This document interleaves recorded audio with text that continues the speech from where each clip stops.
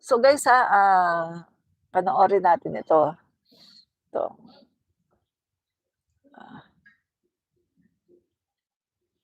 So, tingnan natin Okay. Hindi yan. Okay. News anchor, no? Galit na galit siya. Okay, dun sa radio anchor. Dahil, alam niyo na, yan. So, ito. Itong gamitin natin. Yan. Super galit na galit po si Marcoleta, mga kaibigan, no? Talagang hindi niya napigil ang kanyang sarili. Yan. Okay. So, kasi nga 'di ba, may mga balita na po, no, yung involvement po niya tungkol po dito sa sa diskaya, no, ng kanyang asawa. Yan. Okay. So, okay. Ano ba yun? Yan. Okay. Yan, sa sobrang dami kong post. Sandali, dito ko na nga lang tingnan sa TikTok ko. Ito guys. Kung naiintindihan ninyo independent nga kaya tinatanong ko nga sa inyo kanina independent nga kaya tinatanong ko nga sa inyo kanina kung naiintindihan ninyo Kaya nga po nagtatanong din kami, delikadesa din mo yung pinabanggit namin dito. Sa wala akong connection doon. Ang asawa ko independent. Yun nga po, asawa niyo yun Okay, nakikipag-debate na pa sa akin Alala ko ba magtatanong ka lang. Nagtatanong din po kami, pero ipo-point out ko rin po yung mga may sabi mo dito. Parang may connection ako Wala na Naintindihan ba yun? Sige sir, salamat na lang po. Oo. Inabot ko ba yun, Sen? Tinawag mo kami ditong tanga. O diba, ano yan? Yan ba yung mambabatas na Ibinubuot na nyo? Hindi nga niya masagot yung word na delikadese. Ano to? Sabagay, wala naman tayong aasahan na magandang asal, no? Kay Senator Marcoleta. Kasi nga siya isang Yan. So, yan kita nyo. Nakita nyo guys galit na galit po, no, si Senator Marcoleta kasi syempre tinatanong siya ng news anchor. Ganun naman talaga yun, 'di ba? Tinatanong siya. Tapos siguro may nasabi sa kanya na tungkol sa delikadesa kasi nga tingnan niyo mga kaibigan, no, kitang-kita naman 'di ba na pinagtatanggol niya yung mga diskaya na mismong si Senator Ping Lacson ay nagsabi na bakit ba masyado kang pinoprotektahan mo yung mga diskaya, 'di ba? Nagkainitan sila diyan, no, ng ulo dahil halatang-halata na mukhang pinoproteksyonan niya talaga ang mga diskaya at talagang gustong-gusto niya na malagay sila sa witness protection program. At saka gusto niya mga kaibigan na 'wag munang ibalik, no, ibalik yung pera, 'wag munang ibalik. Ang gusto ni Marcoleta kasuhan muna tapos kapag talagang ayan na, kapag talagang kumbaga na-convict na saka daw kunin yung pera, no, yung mga ninakaw. Which is ayaw naman ng DOJ secretary natin, no, tsaka si Senator Ping Lacson kasi kitang-kita na mga kaibigan, grabe na yung mga ebidensya, na talagang sila ay merong ninakaw na pera. So, ito po, sa sobrang dami ng ebidensya, hindi mo na kailangang antayin pa, na may conviction, So, kailangan mo na talagang kunin yung ninakaw para ma-satisfy kahit papaano yung clamor ng taong bayan na talagang ano na lang 'no, na talagang, ibalik yung pera ng bayan kasi nga ninakaw, 'di ba? So, si Marcoleta against dun. So, kitang-kita 'yan mga kababayan natin guys 'no. At eto nga po mga kaibigan 'no, galit na galit po siya dito sa nag-interview. Ulitin po natin Independent nga kaya tinatanong ko nga sa inyo kanina kung naiintindihan ninyo Kaya nga po nagtatanong din kami, delikadesa din mo yung binabanggit namin dito. Hindi na usapan ng dalawa ito sa wala akong connection doon. Ang asawa ko independent. Yan nga po, asawa niyo yun O, nakikipag-debate ka pa sa akin eh. Akala ko ba, magtatanong ka lang. Nagtatanong din po kami, pero ipo-point out ko rin po yung mga kasi na amin mo gusto. Parang may connection ako eh. Wala nga eh. Naintindihan ba yun? Sige sir, salamat na lang po. Tama. Oo. Inabot ko ba yun, Sen? Tinawag mo kami ditong tanga. O diba, ano yan? Yan ba yung mambabatas na ano? Ibinuboto nyo? Hindi nga niya masagot yung word na delikadese. Ano to? Sabagay, wala naman tayong Ah. aasahan na magandang So, mga guys 'no, dapat itong si Marcoleta, sports ka lang kasi ano ka, eh, government official ka, eh. Ang mga government official ay talagang ano, nakakaranas ka na tinatanong ka, minsan mga questions na hindi mo talaga gusto, 'di ba? GA yung nagtatanong sa'yo. Unang-una sa lahat, dapat role model ka kasi nasa Senado ka, eh, mambabatas ka. Alam mo na hindi dapat 'yun 'no, talagang, yung conduct mo ay talagang, dapat 'yan, guys ano na 'yan, eh, nasa ethics committee na 'yan dapat 'no, merong sampahan dapat diyan ng kaso 'no, sa ethics committee kasi yung pagsasabi na yung nagtatanong sa kanya dahil hindi niya gusto yung tanong, sasabihan niya na TANGA, mali 'yun mga kaibigan. Kahit ano pa ang sabihin niyo na, "Ay kasi ganyan, ganyan, ganyan." Mali talaga 'yan, mali 'yan, maling-mali. Remember mga kaibigan, ibabalik na naman natin 'no, remember ang mga Marcos. Yung mga Marcos mga kaibigan, palagi silang tinatanong mga hard questions, minsan pa nga pambabastos, eh. Totally binabastos talaga sila ng reporter 'no, kapag nagtatanong. Pero meron ka ba may narinig ba kayo sa mga Marcos na nagsalita ng pangit? Patungkol sa mga reporter? Ni minsan ba may narinig ka kay PBBM na nagsalita ng TANGA sa mga reporter? Kahit na, nung mga panahon na hindi pa siya pangulo ng Pilipinas, never kayong nakarinig mga kaibigan. Kailangan maintain mo yung professionalism mo.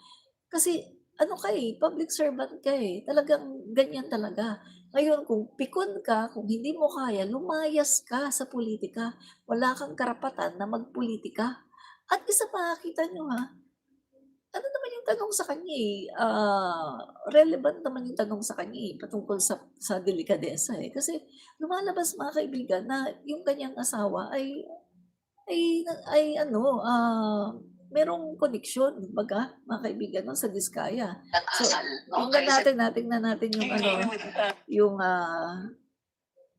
tungkol sa ano, asawa ni Marcoleta. Ah, tingnan natin, nagpapakita lang 'to mga kaibigan na ano si Marcoleta, mukhang guilty kasi ano, eh, grabe yung ano niya guys, grabe yung kanyang reaction na galit talaga siya 'no. So, kung titingnan natin parang guilty siya, mga guys 'no, 'yan. Dun mo naman malalaman yung tao na guilty, 'no. Eto tignan natin, ah. Si Marcoleta, nabisto ang koneksyon ng asawa ni Senador Rodante Marcoleta sa insurance company ng mag-asawang Curly at Sara Diskaya, ang naturang insurance agency, kabilang pa sa top 10 insurance company sa bansa. Narito ang Agenda Weekend Report ni Hannity. Konektado ang asawa ni Sergio Rodante Marcoleta sa mga insurance na ginamit ng mga Diskaya. Patay sa notarized acknowledgement na nakalap ng bilyonaryo news channel. Personal na humarap noong 2022 ang kontratistang si Sara Diskaya at ang regional manager ng Stronghold Insurance para sa isang bond obligation ng kumpanya. Nakalista mismo sa Board of Directors ng Stronghold Insurance si Mrs. Edna Marcoleta, asawa ng senador. Oh, Sa 2025 committee composition ng Board kumpanya, of Directors. chairman siya ng audit committee at miyembro ng corporate governance at related party transactions. Kabilang din si Edna Marcoleta sa 2023 Board of Directors ng Milestone Guarantee and Assurance Corporation. Elected siya bilang non-executive director noong 2016. Nakalagay din sa records ng kumpanya ang kanyang affiliation sa Congressional Spouses Foundation Incorporated noong panahong kongresista pa si Marcoleta sa Sagip Party List. Ang Milestone Guarantee and Assurance Corporation ang naglabas ng retention money bond noong 2024 na nagkakahalaga ng 19.29 million para sa elite general contractor, kumpanya ng mga diskaya. Ang bond ay kaugnay ng flood mitigation maintenance at construction ng road dike sa mag-asawang Tubig River, Sitio Dique sa Nauhan Oriental, Mindoro na may kabuang halaga ng 192.9 million. Proyektong Ang parehong project ang pinuntahan ng team ni Senate President Pro Tempore Panfilo Lacson na completed naman sa DPWH website pero wala namang makikita on the ground. Nasaan ang halos 193 million na pondo sa Sitio Dique noong 2024? Eksaktong lokasyon na aming pinuntahan sapagkat consistent ito sa coordinates na nakalathala sa DPWH at sa sumbong sa Pangulo website. Guni-guni o guni-guni? Dante Marcoleta, nabisto Oh, ikaw. diba? Nabisto So mga kaibigan, pag sinabi mong board of directors, kasi katulad sa ano ko na lang yung sa company no na pinasukan ng asawa ko. Sa company na pinasukan ng asawa ko, merong mga tinatawag na mga board of directors, no? At itong mga board of directors na ito, meron silang karapatan para magbenta ng property. Yan yung power nila, no? At meron din silang karapatan na kung ano ang gusto nilang gawin dito sa company or kung ibebenta nila itong kampanya, yung mga ari-arian, yun po isa sa power nila, no, as board of directors. So ibig sabihin, board of directors ka, powerful ka dyan. Oh. So, kaya naman pala ganun na lang yung pagtatanggol ni Marcoleta dito sa mga diskaya. Oh. Dahil kaugnayan dito sa mga insurance. So, guys, kung titingnan natin, meron talagang conflict of interest yun. At yung sinasabi nitong radio anchor, ay yung tanong niya ay legit tungkol sa delikadesa. Diba? Na ikaw, asawa mo yun eh. May kaugnayan eh. Sa diskaya eh. No? Pagkatapos, ikaw pa mismo ang parang gustong-gusto at atat na yung mga diskaya ay mailagay sa witness protection at ikaw pa mismo ang atat at galit pa sa nakikipagdebate ka pa na hindi daw dapat ibalik agad ang pera ng taong bayan. Ito lang masasabi ko mga DDS akala ko ba ayaw nyo sa korupsyon? Ito lang tanong ko sa inyo mga DDS, akala ko ba galit kayo sa korupsyon? Akala ko ba kaya kayo sumama sa rally, hijack ng rally noong 21 ay dahil galit kayo sa korupsyon? Akala ko ba sinisigaw nyo na, oy, ikulong ang korap, oy, ibalik ang pera ng taong bayan? Bakit ngayon na ang gobyerno na mismo ng ating Pangulo ang nagsasabi na ibalik ang pera ng taong bayan pero pinipigilan nyo? Ha? Dahil ba sa inyo ang mga diskaya? Oh, napaghahalata tuloy kayo ngayon, no? Napaghahalata kayo. Dahil ba sa kakampi nyo, mga diskaya, okay lang sa inyo kahit mangurakot? Oh. So, talagang lumalabas talaga yung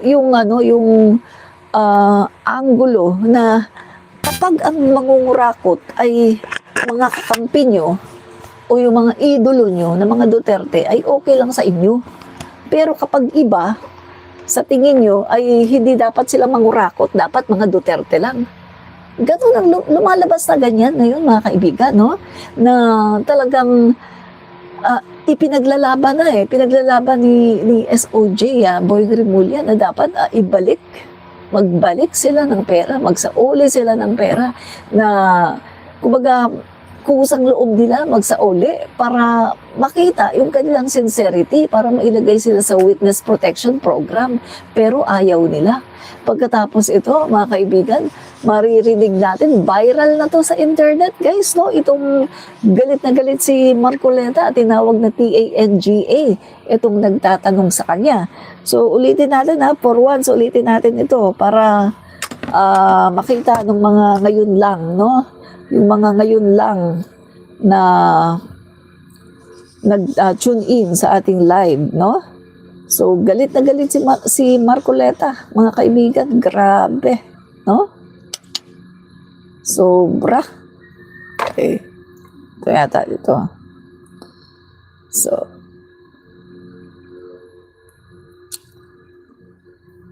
dali, saan ba yan? Ito.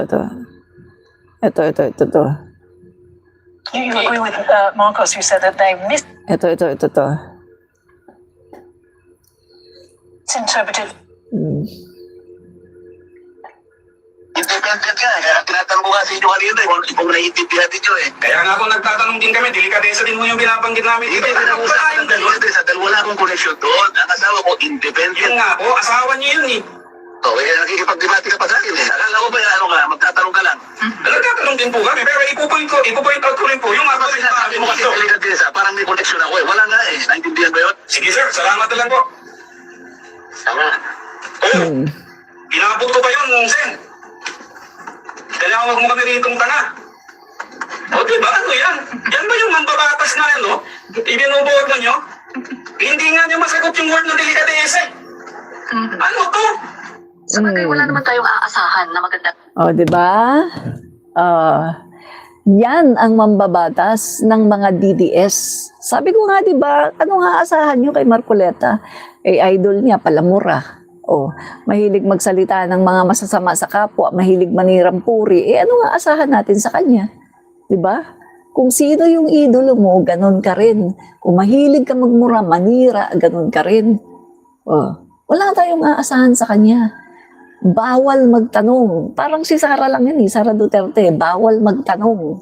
Tinatanong siya tungkol sa confidential funds, nagagalit, nagkagalaiti, at bumabato siya ng putik sa mga kongresista, lalong-lalo na kay Speaker Martin. So, yan. So, bawal siyang tanungin. No? Siga siya eh, siga. Yan ang dating niya, siga. Diba? Yan mga kaibigan, siga sila, bawal silang tanungin. Sila ang batas dito sa Pilipinas, no? Na kahit wala na sila sa pwesto, ay napakasiga pa rin nila. At kita mo mga kaibigan, grabe, no? Grabe ang paliwanag, no? Mahalata mo talagang na mga guilty, pati yung anak niya, nagpapaliwanag na rin tungkol sa nanay niya.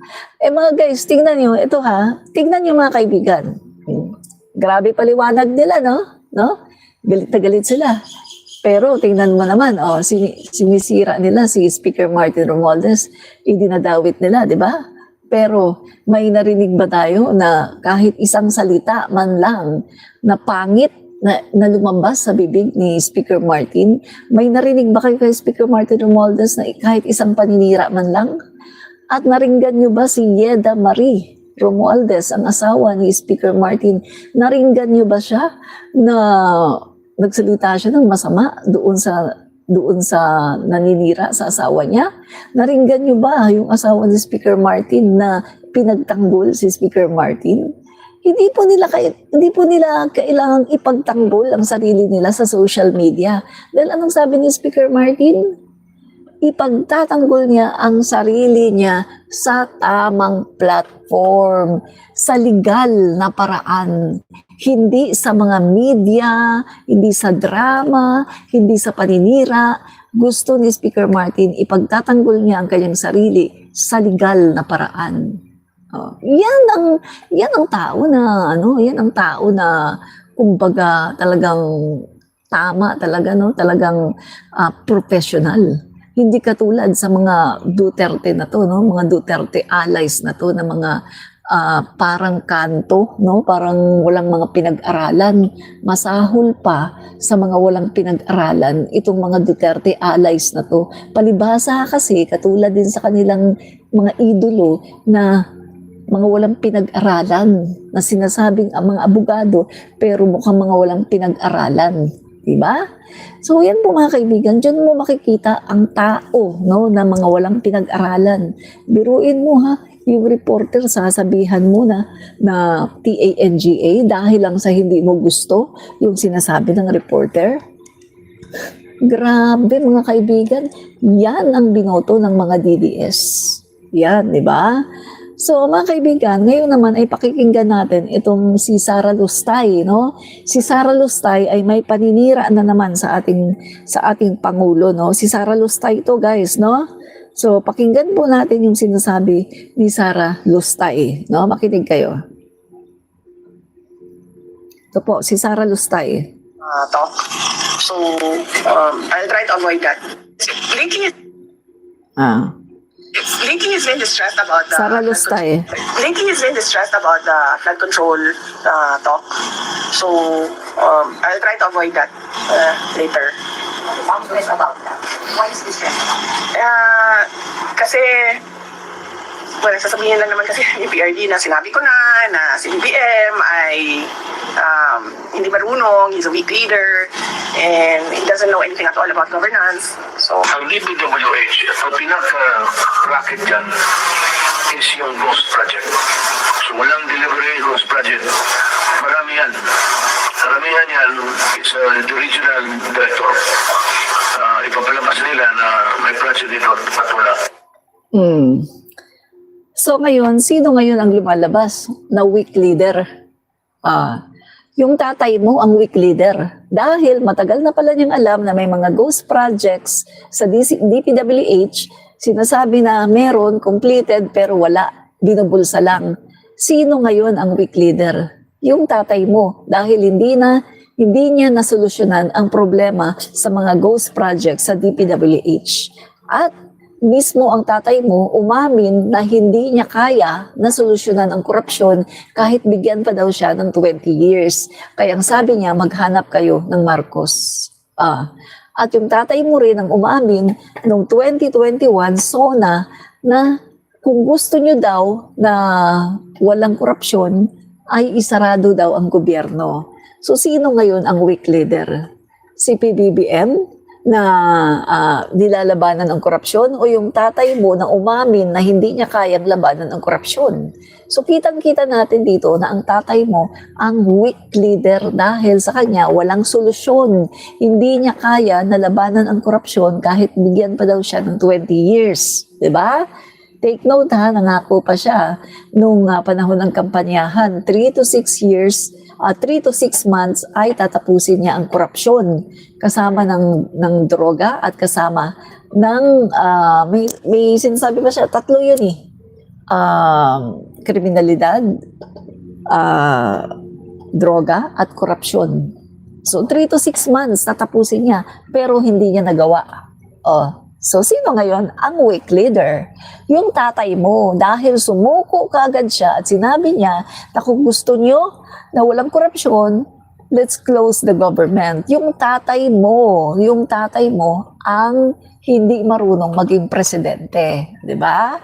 Sasabihin niya, hindi daw marunong maging presidente si PBBM. Hello! Ngayon nga, sa panahon ni PBBM, may 20 pesos na bigas. Sa panahon ng tatay mo, magkano ang bigas? 80? 75 pesos, meron pang bukbuk, galing Thailand, puro pa mga import-import ngayon sa panahon ni PBBM. Ayun hanggang ngayon, ban ang importation, walang importation. Dahil naglabas si PBBM ng memorandum na bawal ang importation at hindi pa natapos yung 60 days, in-extend na naman ni PBBM. Ano sabi niya? Extend natin, bawal ang importation ng bigas. Ngayon, tayo, self-sufficient na tayo ngayon sa bigas. Ang Pilipinas, self-sufficient na sa bigas na walang importation only in the time of President Marcos Sr. and President Marcos Jr. Dahil pagpasok ng ating Pangulo, inayos niya ang kurakot sa Department of Agriculture, inayos ng Pangulo natin ang sindikato sa Department of Agriculture, kasama si Speaker Martin Romualdez, inayos nila ang Department of Agriculture, kaya ngayon meron ng mga 20 pesos na bigas, self-sufficient na tayo sa bigas, hindi tayo nag-aangkat at talaga namang mura ng ating mga bigas. Hindi nagawa ng tatay niyan. So, sino ngayon ang hindi marunong maging presidente? O, ako may resibo, kayo wala. O, di ba? So, yun ang advantage ko sa inyo kasi ako may resibo, kayo wala. Hanggang ngak-ngak lang kayo ng ngak-ngak, pero wala kayong resibo, ako meron. O, di ba? O, 75 pesos, 80 pesos ang bigas sa panahon ng tatay nyo. Ngayon, may 20 pesos at mga mura na ang bigas. At self-sufficient tayo. Ay, naulit ko, self-sufficient tayo sa bigas dahil bawal ang mag-angkat ng bigas. Ang mga bigas natin na kinakain ngayon ay puro tanim ng ating mga local farmers. O, di ba? Wala kayo. Ang tatay niyo hindi marunong maging Pangulo ng Pilipinas. Hindi niya nasolusyonan ang problema sa ating agriculture. Kasi ang tatay niyo bugok. Ang alam lang niya ay kumatay ng mga Pilipino. Bugok kasi. Pinagkakatay lang niya ang mga Pilipino, di ba? Yan ang tatay nyo. Aminin nyo na. Hindi naman masamang umamin kayo eh. Umamin kayo paminsan-minsan. Umamin kayo mga DDS. Hindi naman masamang umamin, di ba? Oh, sige, iyak na lang kayo. Iyak na lang kayo dyan. Nag-iiyakan na naman kayo. Nag-iiyakan na naman sila. Ano pa?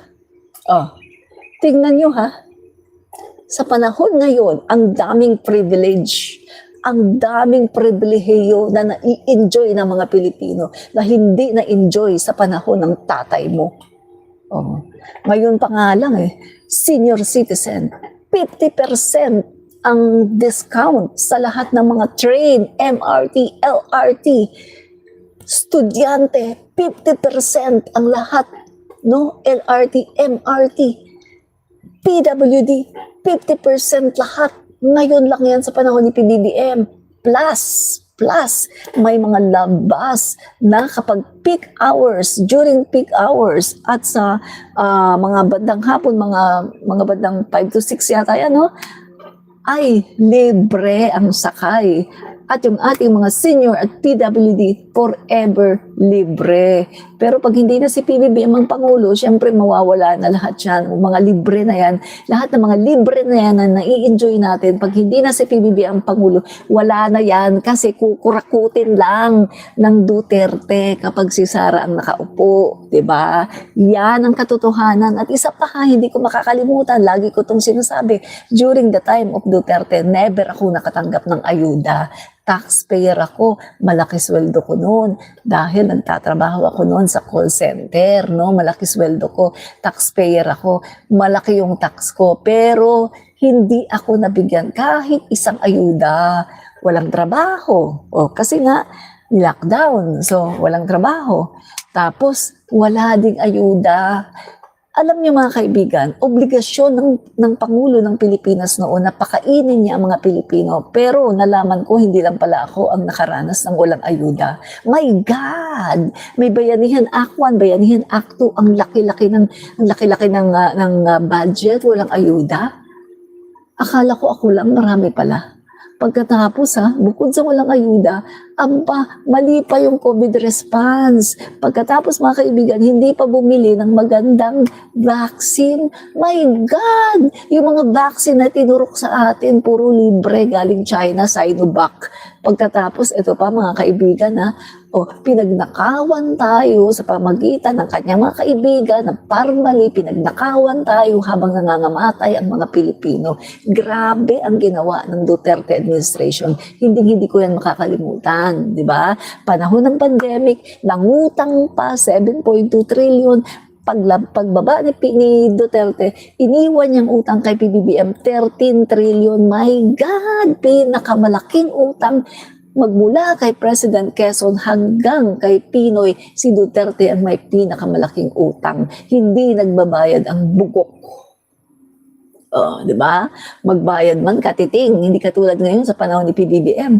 Naka 3 trillion na ang binayad, pero halos hindi pa rin maramdaman dahil nga sa sobrang laki ng interest ng utang ni Duterte. Pagkatapos saan nilagay? Ghost project. Umamin si Duterte na ninanakaw ang pera, na may mga ghost project, ninanakaw ang pera pero wala siyang ginawa, 'di ba? Umamin siya, meron tayong video niyan. Kaya lahat ng sinasabi ko dito, may resibo, kurakot si Duterte, kinurap niya lahat at umamin siya na magnanakaw daw siya. 'Di ba? Sinabi niya, marami akong nanakaw, naubos nga lang. So, si Duterte ay umamin na siya ay magnanakaw at corrupt. At in fact, sa panahon ni Duterte, nanalo siya.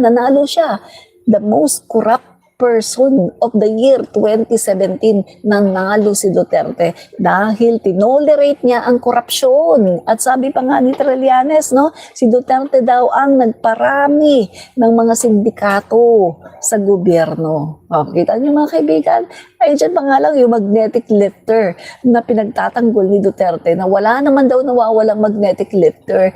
Kamukat-mukat mo, binalita sa TV, yung magnetic lifter nandun sa GMA Cavite. Pagkatapos nung tiningnan, wala nang laman. Pumunta dun yung mga nag-imbestiga. May dinalang mga K9. Ayun, inupuan ng K9. Ibig sabihin, naamoy ng K9 na meron doong mga ganon. So si Duterte mismo, ang talaga namang nagpoprotekta sa mga kalokohan, sa mga kasamaan ng kanyang mga tauhan. O, di ba? So, yan lahat ng sinabi ko, merong video yan. Lahat ng sinabi ko, may balita yan, no? So, hindi yan fake news. Dahil lahat ng sinabi ko, meron akong mga video na pwede kong maipakita, 'di ba? Hindi fake news 'yan. Binalita 'yan ng mga mainstream media. 'Di ba? 'Di ba? Wala kayo. 'Di ba? So, kaya kayo mga DDS, magbago na kayo mga DDS, no? Bago man lang mawala kayo sa mundo, magbago na kayo, no? So, pakita naman natin ngayon yung paninira naman ni Lucring, no? Si Lucring naninira na naman sa ating Pangulo, guys, no? Okay. Pakita natin si Lucring, no? So, yung paninira niya kanina na hindi daw marunong si PBBM maging presidente, no? So, nasabi na natin, no? Look who's talking. Manalamin ka, Lucring. Manalamin ka. Manalamin ka. Dahil, kung titingnan natin, yung tatay mo ang hindi marunong maging presidente. So, sino ngayon ang marunong presidente na maging presidente sa tingin mo, Lucring? Kung sasabihin mo, Lucring, na si PBBM ay hindi marunong maging presidente, ibig mo ba sabihin, ikaw ang marunong maging presidente, Lucring? May gulay, DepEd nga lang, hindi mo nga naayos, tapos gusto mo pa maging presidente ng Pilipinas. Okay, i-recall natin ha, para ma-recall nyo ha. DepEd, binigyan siya ng posisyon, DepEd Secretary. Anong ginawa niya sa DepEd? My God! Nung siya na ang DepEd Secretary, wala siyang ginawa. Yung mga problema, katulad na lang ng mga laptop na undelivered. Ano pa? Yung mga nabayaran na ng mga laptop na patapos na lang yung kanyang panunungkulan, no? Dahil nag-resign siya, hindi pa na-deliver. Ano pa? Yung mga almost 20 million na mga reading materials na bulok, na anay, at talagang hindi na napakinabangan nandun sa bodega ng DepEd. Hindi man lang niya inutusan ng kanyang mga tauhan na, oy, ipamigay niyo yan sa mga eskwelahan para mabasa ng mga bata. Hindi niya ginawa yun kasi siya ay pabaya ng DepEd Secretary. Pabaya. Hindi siya nagmo-monitor, hindi niya tinitingnan kung ano yung mga trabaho kasi inaasa lang niya lahat sa kanyang mga master teacher, sa kanyang mga inuutusan, mga empleyado. Yan, kaya pabaya siya. Ano pa? Sa panahon din niya ay lumaganap ang ghost students. Lumaganap, di ba? Nakita yun ni DepEd Secretary Angara at mabuti na lang inagapan ni DepEd Secretary Angara at ang ginawa niya, yun ay nakuha, no? Na-recover yung pera, no? Na ibinaya doon sa mga universities. ghost students. O, imposible naman na hindi niya alam na may mga ghost students. Siya ang DepEd Secretary. Ano pa? Yung pagpapatayo ng mga ng mga school buildings. O, sasabihin lang niya, ay kinuha ng mga ng mga kongresista. My God! Kung ikaw matino ka, no? Kung matino ka na DepEd Secretary, ipapatayo mo yan at talagang anuhin mo yan, imo-monitor mo at talagang i-insist mo na ito kailangan talaga na matayo pero hindi mo nagawa dahil nga corrupt ka rin. Oh. Sa panahon mo rin nangyari na yung mga teachers, no, tinuruan mo sila na pagpasok mo pa lang, tinuruan mo sila, tanggalin nyo lahat ng mga visual aids, tanggalin nyo pati mga ABCD, pati mga numbers, lahat tanggalin, no, dapat daw bare daw ang wall. My God, nagmamarunong ang bruha, na wala namang kaalam-alam. Bawal daw kasi nakaka-distract daw sa mga bata. Pero pinayagan niya na maglagay ng bibi sa ulo. Pati daw teacher pwede maglagay ng bibi sa ulo. Di ba mas nakaka-distract yun? Grabe mga kaibigan, lutang. Bukod sa lutang ay talagang wala siyang talino. At bukod sa wala siyang talino ay talaga namang ganun. Di ba? Ganon talaga mga kaibigan, no? Ganon. No? So, ang dami niyang sinasabi mga kaibigan ngayon, no, about PBBM. Pakinggan pa natin yung sinasabi niya, ha? Lately, he's been distressed about the Shaitan later.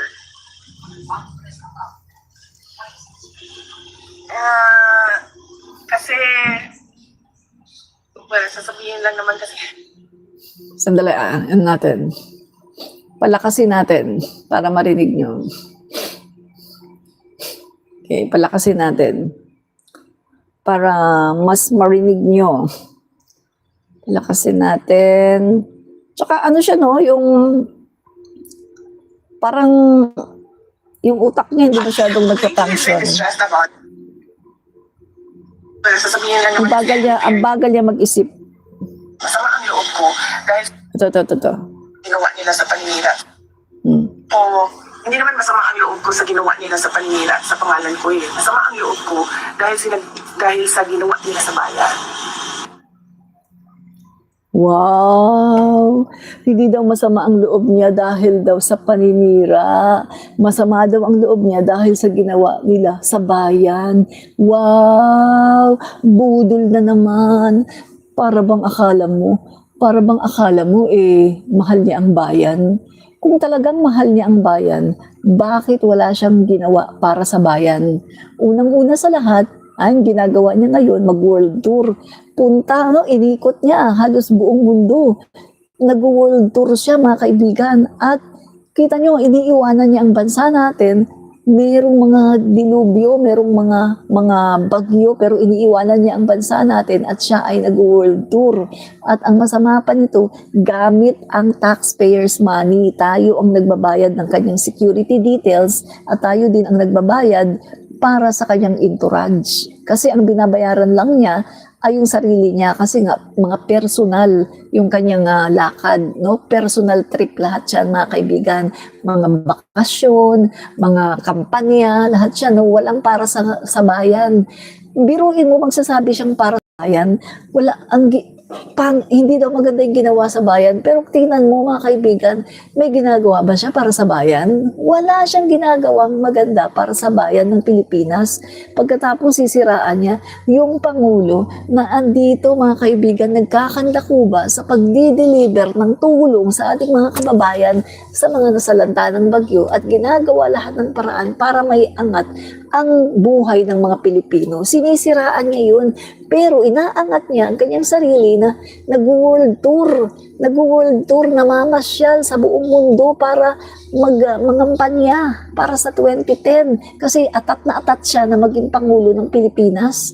Tingnan niyo yan mga kaibigan, hindi siya tumingin sa kanyang mukha, hindi siya tumingin sa salamin para makita niya na siya ang may diferensya, hindi ang Pangulo natin. Siya ang may diferensya, hindi ang ating Pangulo. Dahil kung tinulungan sana niya si PBBM at sana ay hindi sana siya naging atat na atat sa katungkulan, magkakaganito ba ang Pilipinas? Hindi magkakaganito, mga kaibigan, wala sanang away-away. Pero hindi niya tinulungan si PBBM dahil sugar importation number 1 pa lang, mga kaibigan, no? 2022, nandyan pa si Vic Rodriguez ay nakakasana ang kanilang impeachment kay PBBM. Inamin yan mismo ni Sara Duterte. So mga kaibigan, nakikita natin dito na si Sara Duterte, puro lang budol ang ginagawa sa mamamayang Pilipino. Budol. At hindi po siya nagsasabi ng totoo, puro kasinungalingan. Hindi daw siya galit sa ginawang paninira sa kanya. Galit daw siya dahil daw sa ginawa sa bayan. Nakakatawa, di ba? Kasi kung titignan natin, sino ba ang merong crime against humanity? Di ba yung tatay niya? Kasi pinagchuchugi ang mga Pilipino. Anong ginawa niya sa mga common tao, mga Pilipino na mga mahihirap na bumoto sa kanya? Pinagchuchugi niya. Diba? So doon pa lang yung tatay niya, sila ang may diferensya. Tapos meron pa silang 51 billion na 2 years lang biruin nyo 2 taon lang. Sana tingnan yan, no? Sana tingnan yan ng Independent Commission. Yung 51 billion na yan ni Pulong Duterte, saan ba yan napunta? Diba? Dapat hindi dapat sila untouchable. Dapat ay tingnan yan ng Independent Commission kung saan ba nilagay ang 51 billion na yan. Dahil napakalaking pera niyan, mga kaibigan, no? So kung nakikita natin guys dito, si Sara Duterte, puro budol ang sinasabi, no? Wala talaga siyang nagawang mabuti para sa Pilipinas. Puro budol, no? Yung bang, biruin niyo mga kaibigan naninirang puri. Pupunta sa ibang bansa, maninirang puri.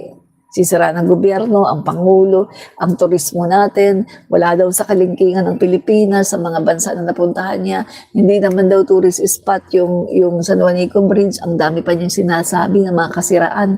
Guys, tapos tayo pa ang nagbabayad ng kanyang security details. Galing sa taxpayers' money. Yung kanyang mga bayad sa security details. Pagkatapos mga kaibigan, ni wala man lang ni pisong duling. Mga kaibigan, na benefit para sa mga Pilipino. Wala. Unlike po sa mga working visit at state visit ni PBBM na meron tayong napapala. Meron tayong mga napapala, nakakakuha siya ng mga investment at maganda ang relasyon natin sa iba-ibang mga bansa at napagbibigyan tayo dahil sa pag ginagawa ng Pangulo natin na talagang kumbaga pinopromote niya ang Pilipinas. Pero kay Sara Duterte, she's not promoting the Philippines, mga kaibigan. Sinisira niya ang Pilipinas. Biruin mo na sa South Korea, kasasabihin mo, madami na akong napuntang bansa sa Qatar, sa Italy, sa ganyan-ganyan. Wala sa kalingkingan ng Pilipinas. My God! Vice President of the Philippines ka, sisiraan mo talaga ang Pilipinas. Grabe.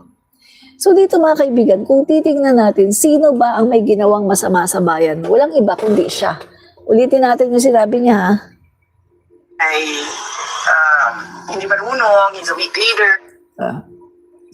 Ano na natin yan? Dito tayo sa bandang huli. Kaya noon, hindi naman masama ang loob ko sa ginawa nila sa paninira sa pangalan ko Masama ang loob ko dahil sa ginawa nila sa bayan. Dahil sa ginawa nila sa bayan, are you sure? Ilang beses na may bagyo tayo, nasaan ka? Wala ka. Yung Pangulo na sinisiraan mo, nandito, nag-aasikaso. Pero ikaw wala ka. Puro ka lang budol. Di ba? Pero ang mga DDS kasi, mga bugok. Wala tayong magagawa dahil bugok ang mga DDS. So talagang nagpapaloko talaga sila. Yan ang mga DDS, nagpapaloko sila. Kasi nga sila yung mga bugok, mga mal-edukado. Totoo naman Mga DDS, mga bugok, mga mal-edukado. Saan ka nakakita ng edukado pagkatapos kakampihan mo yung tsumutsugi ng 30,000 na mga Pilipino? Saan ka nakakita ng mga edukado na tao na mas kinakampihan at pinagtatanggol yung nag-world tour kaysa Pangulo na nandito at nag-aasikaso at nagtatrabaho? Saan ka nakakita ng hindi bugok na mga, saan ka nakakita ng hindi bugok na mas kinakampihan pa? Yung tao na nag-hire na, kumausap na talaga ng killer, yun talaga ang kanilang kinakampihan, masamang tao.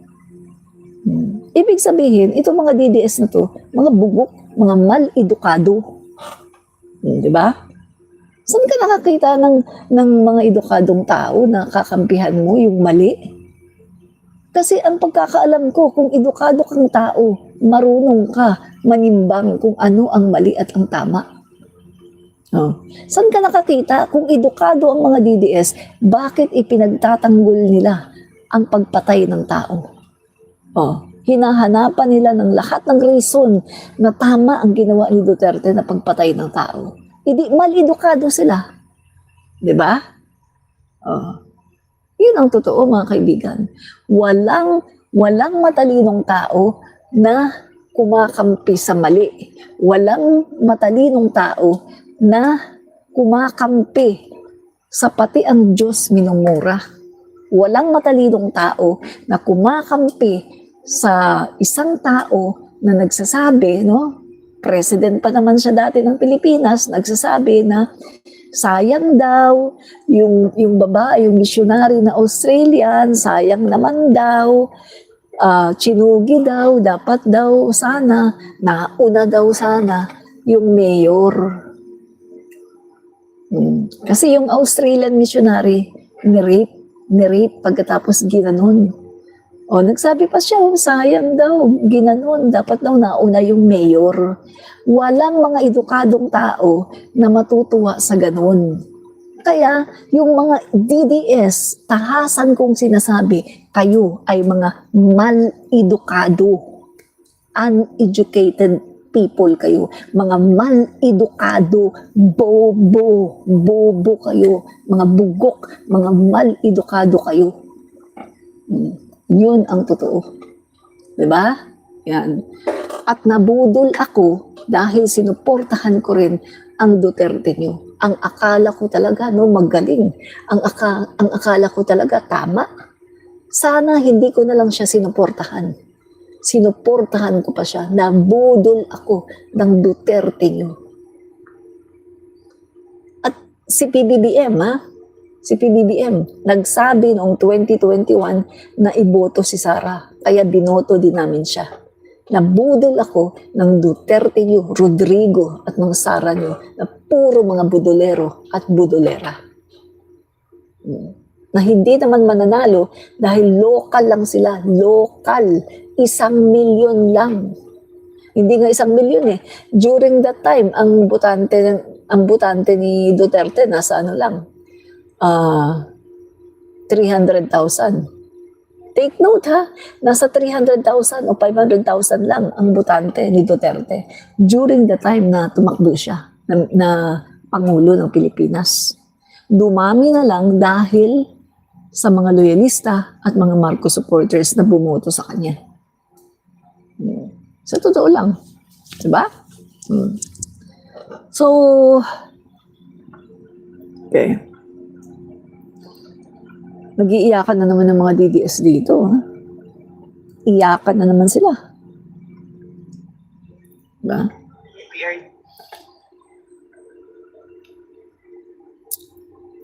So nakita natin, mga kaibigan, kung patungkol sa flood control, kung patungkol sa korupsyon sa mga flood control project, wala nang dadami pa sa panahon ni Duterte. Lahat, mga kaibigan, kung anong nangyayari ngayon na mana ng ating Pangulo sa panahon ni Digong, namana niya. Diba? Namana to ng Pangulo natin, BBM. Lahat to sa panahon to ni Digong. Diba? Ito ang isa Tana. 2017 pa to pinondohan. 2017. 2017 pa to pinondohan. 2017, 774 million. Nagbayad ng 2020 in full. Fully paid ito. Pero since 2020 hanggang ngayon, never gumana ito. Ngayon, nakita tayong karatula doon. Wala na yung pera, Meron na binulsa. namang idadagdag na 94 million Binulsa sa ang pera. Yan. O, kita nyo? 2017. Nag-start 2017, Rodrigo Duterte. Full payment, fully paid 2020, Rodrigo Duterte. Almost 1 billion, Rodrigo Duterte. Pero hanggang ngayon, hindi nagagamit. Di ba? Ganyan. Ganyan ang kalokohan. Malamang yan yung 13,400 plus, no, na pinagmalaki ng Duterte administration. Kaya pagpasok ni PBBM, grabe ang baka. Hindi natin naramdaman ang 13,400 plus na mga flood control project ng Duterte administration. Hindi natin naramdaman. Kung talagang may ginawa ang Duterte administration, dapat hindi ganito. Take note, alam ni Duterte flood control projects sa DPWH, marami yan, ghost projects, inamin ni Duterte, pero hindi niya sinolusyonan. Bakit? Dahil kasama din siya, malamang, sa korupsyon. Di ba? Kasama rin siya, malamang, sa korupsyon. Kaya mga guys, no? Ang mga Pilipino ngayon, talagang talagang mulat na ang mga mata Tingnan niyo mga kaibigan ito lang, nakikita ko sa social media Magpunta kayo sa mga posts, no? Sa mga social media, sa yung mga legit na website, mga mainstream media, sino mga nagko-comment, no? Pag may mga sinasabi si Duterte, si Sara, ng mga paninira, ang mga nagko-comment, lahat galit sa kanya. Saan ka lang makakakita na maraming pumapabor sa kanya? Doon sa mga post ng vloggers na DDS. Sa mga post ng mga influencer na DDS, doon lang sila maraming nagko-comment na pabor kay Sara sa mga Duterte. Pero doon sa mga mainstream media, kasi mga tao na talaga yun all over the Philippines iba-ibang tao na yan, iba-ibang mga kulay. Kumbaga, andyan yung dilaw, andyan yung pink, pula, DDS, no? So makikita mo mga kaibigan, grabe. Lahat galit kay Sara. Lahat masama ang sinasabi kay Sara. Doon mo makikita na yung tao ngayon gising na. Gising na ang mga Pilipino. Kita mo nga, no? Yung last na survey, di ba? Ang baba niya. Ang baba na niya, guys.